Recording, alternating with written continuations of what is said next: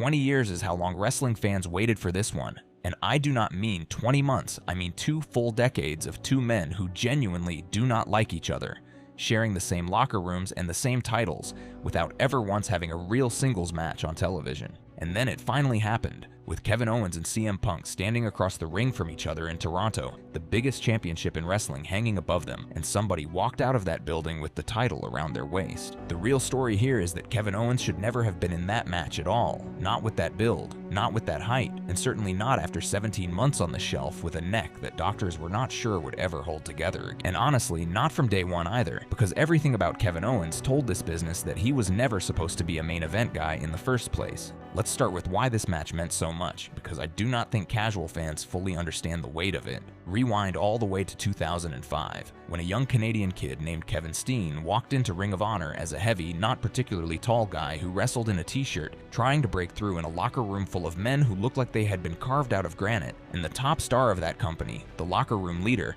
the man everybody answered to, was CM Punk.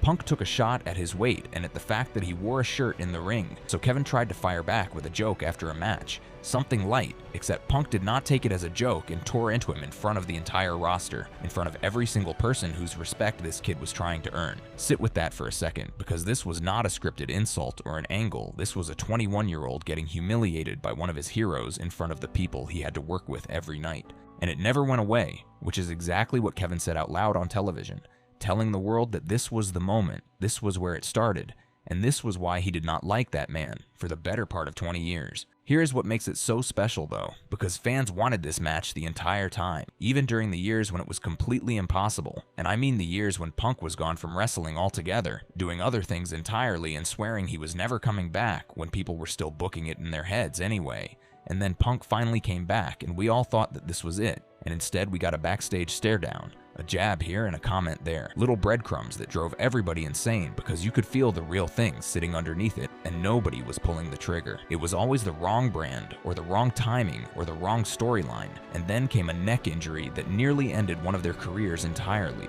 So when I tell you that 2 promos carried 20 years of built-up resentment, I mean it.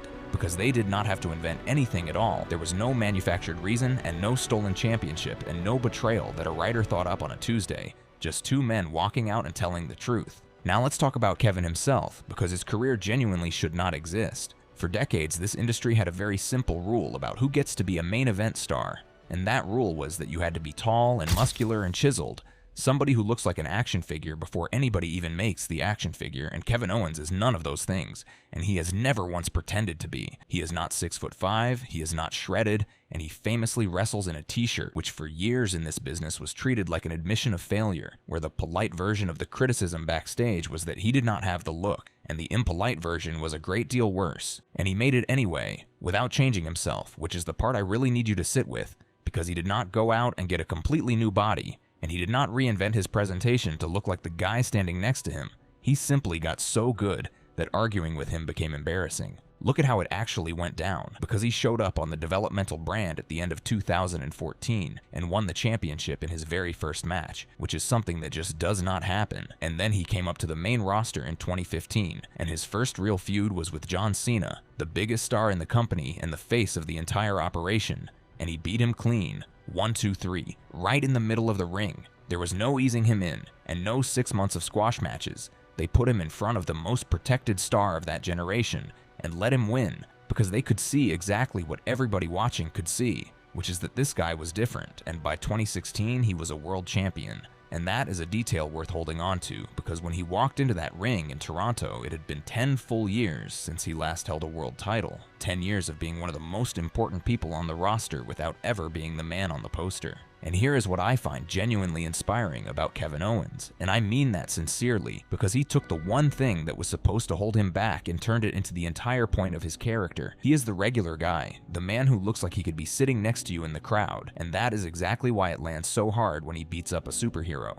Because when Kevin Owens throws a punch, it does not look like a wrestling move. It looks like a fight, it looks like a bad night at a bar, and the audience believes every second of it because he looks like a person instead of a poster.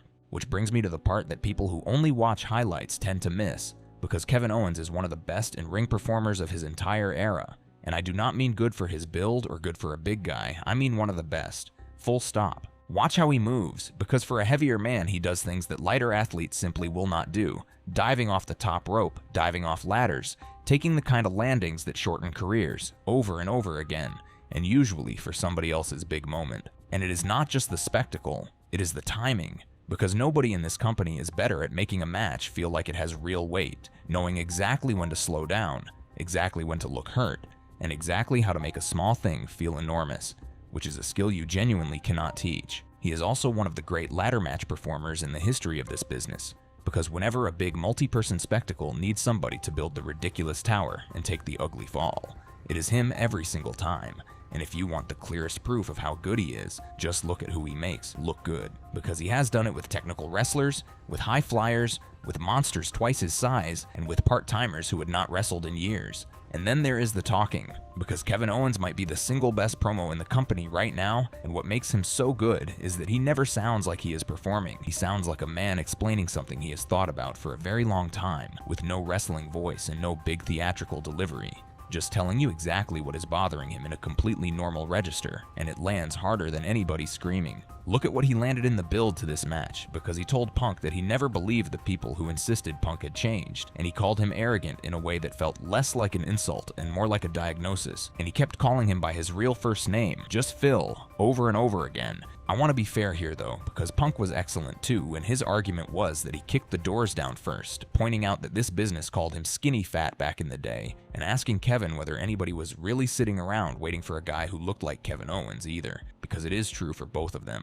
Two men who were told they did not look the part, standing in a main event and arguing about which one of them earned it. But I will say this, and I know it is a bit of a hot take, I think Punk leaning so hard on Kevin's weight was the one place where this feud slipped, because it has never worked on this man, who is completely self-aware about it and has been making the same jokes himself for 15 years. And you could say it's because I'm trying to hide the fact I'm fat, but everybody knows I am. You know what I mean? So I don't know why, but I just find the t-shirt looks better.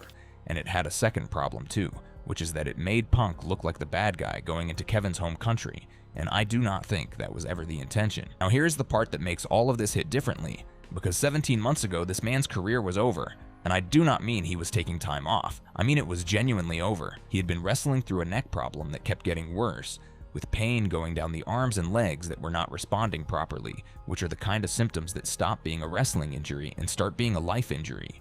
We're letting my spinal cord heal as much as we can on its own before we go in for the surgery, because how extensive the surgery will be depends on how my spinal cord looked. He needed a fusion, and he had it done last summer, and then came the truly brutal part, which is the waiting. Because there is never any guarantee that a fusion actually takes, and some people come back from it while some people never do.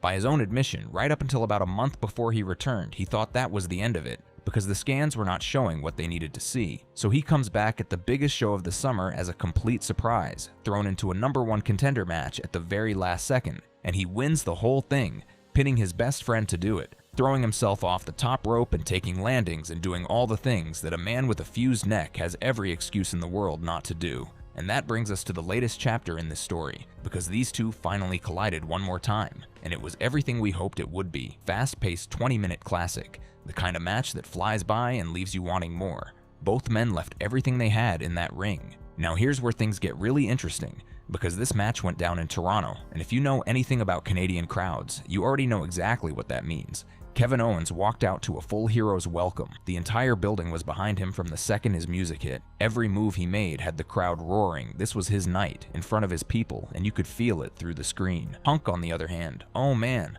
Punk got booed like never before in his entire career. The man who built his whole legacy on being the voice of the people suddenly found himself as public enemy #1.